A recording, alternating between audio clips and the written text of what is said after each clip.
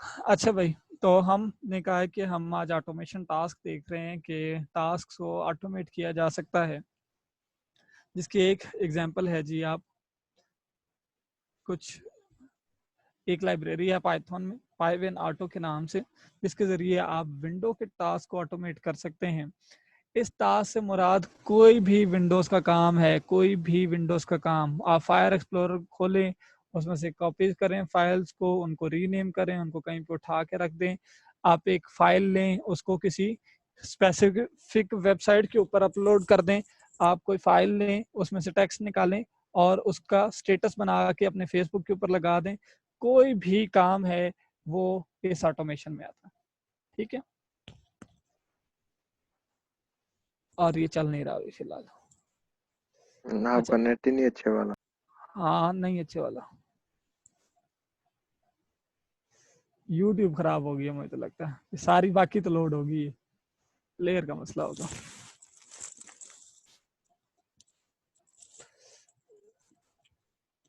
या भाग गया। तो इसके अंदर वो क्या कर रहा है एक्चुअली, इस एग्जांपल के अंदर वो एक नोटपैड की फाइल लेता है, उसमें कुछ लिखता है और उसको सेव एज के जरिए किसी खास नाम से सेव करके ग्राफिकली सेव कर देता है। यानी इसको अगर देखना चाहें तो हम इसको जरा आगे देखते हैं, कोड को छोड़ते हैं क्योंकि कोड जो है वो ये जी। यानी अगर आप ये काम करेंगे तो इस स्क्रिप्ट को रन किया तो इसने क्या किया, पहले नोटपैड एक्सी को खोला, 3 सेकंड इंतजार किया, उसमें ये लिखा, फिर 2 सेकंड इंतजार किया, सेव एज का बटन दबाया, फाइल में जाके सेव एज का बटन दबाया और उसका नाम, जो सेव एज का टेक्स्ट है उसका नाम ये रख दिया और फिर सेव के बटन पे क्लिक कर दिया। ऑब्वियसली ये एक छोटा टास्क है जिसको आप शेल में आसानी से कर सकते हैं, क्रिएट डायरेक्टरी के जरिए, मेक डायरेक्टरी के जरिए कर सकते हैं, ठीक है। और मेक फाइल के जरिए कर सकते हैं, फाइल बना सकते हैं। लेकिन ये इसकी एक छोटी सी झलक है जो आप इसके जरिए कर सकते हैं। आपने स्क्रिप्ट रन की, उसने ऑटोमेटिकली टेक्स्ट लिखा बीच में, फाइल में सेव एज पे क्लिक किया और आपके पास इस फाइल को ना के सेव कर दिया, ठीक है। इस तरह करके आप कोई भी चीज कर सकते हैं। अगेन एक और टास्क होता है जिसको हम कहते हैं ब्राउजर ऑटोमेशन, ठीक है, जिसमें आप ब्राउजर में होने वाले काम को ऑटोमेट कर सकते हैं। उसके लिए भी पाइथन की एक बड़ी मशहूर लाइब्रेरी है जिसको सेलेनियम कहा जाता है। तो इसकी पिछली क्लास में मैंने एक एग्जांपल दिखाई है, फेसबुक लॉगिन जो है वो यूजिंग सेलेनियम, कि आप इसके जरिए फेसबुक लॉगिन करके दिखा रहे हैं वो कि आप जो है वो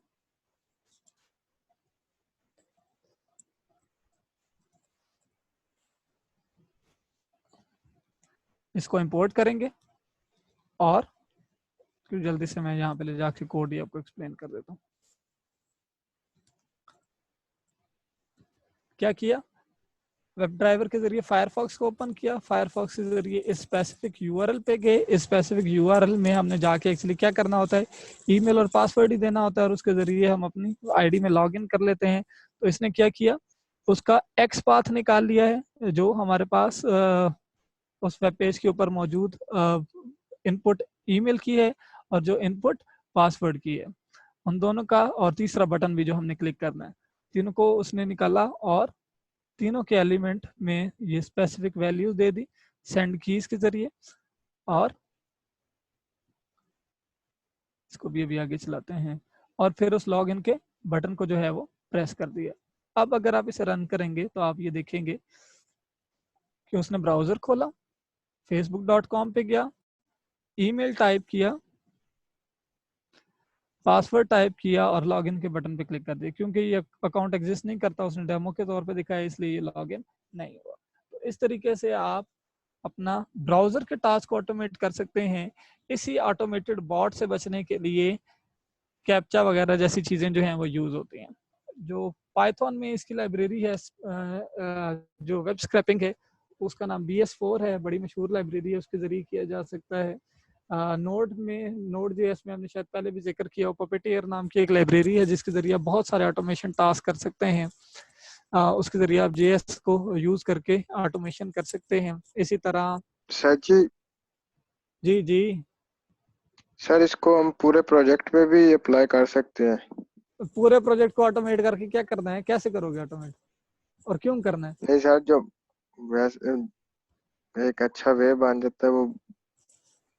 तो अब्बा करो, कौन सा अच्छा वे बनता है, खुद ही चलता जाएगा है। स्टेप बाय स्टेप सर जी, दिखाना नहीं पड़ेगा आपको, भी जल्दी समझ आ जाएगी हमें भी। जिस दिन स्क्रिप्ट लिखोगे ना, उस दिन मुझे बताना कि कितनी आसान होती है, ठीक है? हमारे बड़े चले बड़े रहने बंदे रहे देते हैं हुए सर। हैं। अच्छा, तो दूसरी चीज जी, जरा आदिल बताओ अली ने जरा कि स्क्रिप्ट लिखनी कितनी आसान होती है। जी जी सर, वो ये देखिए, वो कह रहा है बड़ी आसान आसान होता है। होती है, बड़ी वो ज्यादा तंज आसान होती है। वो तंज कर रहा है भाई। तो इसी तरह अगर पीएचपी में कोई ये काम करना चाहता है तो उसके लिए कर्ल की लाइब्रेरी मौजूद है। अगेन हमने ये बहुत सारी चीज़ें देख ली हैं। इसके साथ साथ जहाँ हम ये बात कर रहे हैं, तो और भी डाटा एक्सेप्ट किया जा सकता है। अगर आप छुट्टियाँ अपनी अच्छे तरीके से गुजारना चाहते हैं तो ये बुक का फर्स्ट एडिशन मेरे पास मौजूद है, सेकंड नहीं है, इसमें से कुछ चीज़ें चेंज हो चुकी हैं। फॉर एग्जांपल ट्विटर की एपीआई थोड़ी सारी चेंज हो चुकी है, बाकी तकरीबन चीज़ें वही हैं। फेसबुक वही है, लिंक्डइन वही है। जो नया एडिशन है उसमें इंस्टाग्राम भी मौजूद है कि आप इनके डेवलपर अकाउंट लेके इनसे डायरेक्ट डाटा, पब्लिक डाटा भी जो है वो एक्सेस कर सकते हैं। आपको डिफरेंट मेथड दिए जाएंगे, उसके ज़रिए आप डायरेक्टली एक्सेस कर लेंगे जो डाटा है। इसमें एक ट्विटर की जो है वो मैंने एग्जांपल दूसरे ये लगाई हुई है कि ट्विटर में मोहित है, जो मोहित एंकर है वो उसकी एपीआई से हमने उसके जो ट्वीट है उसको एक्सेप्ट किया है। आप ये देख सकते हैं कि आज सुबह का ही ट्वीट जो है आ रहा है। अब शायद उसने कोई और ट्वीट कर दिया हो तो वो टॉप पे आता होगा।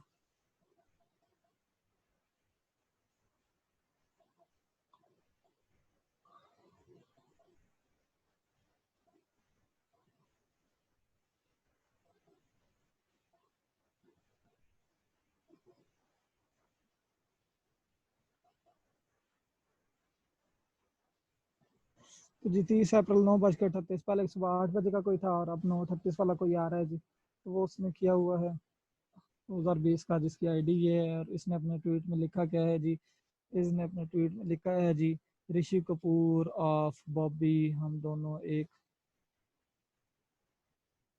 Is dead. एक और बंदा मर गया जी बॉलीवुड का आज। चलो,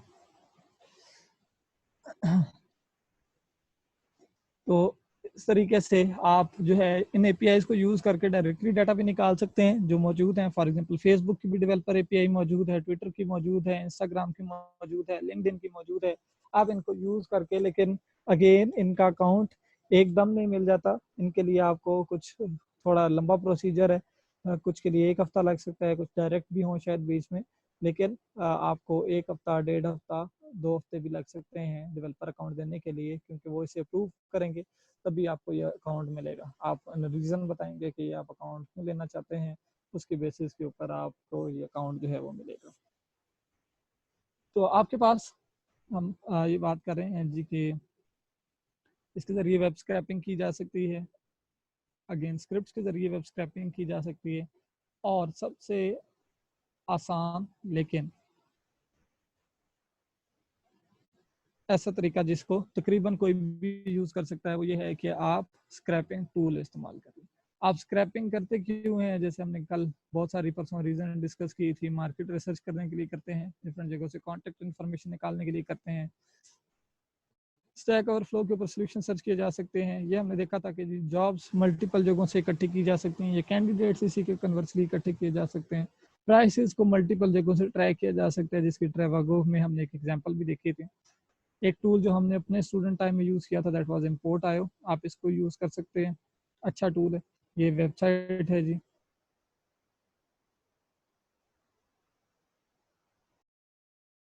और अगर किसी को ना पता और भी कुछ टूल्स हैं, अगर आप इनको यूज़ करना चाहते हैं तो आपकी मर्जी, क्योंकि एक्सट्रैक्ट सारे ही कर लेंगे। आपको जो बेहतर लगे आप उसे इंस्टॉल कर सकते हैं। एक और ये टूल है जी, अच्छी रिप्यूट वाला है। इसे यूज़ मैंने नहीं किया हुआ, लेकिन आप अगर इसे यूज़ करना चाहें तो कर लें।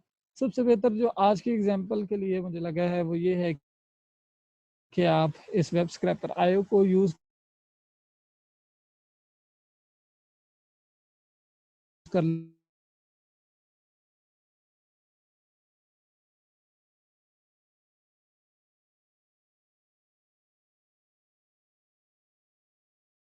Thank you.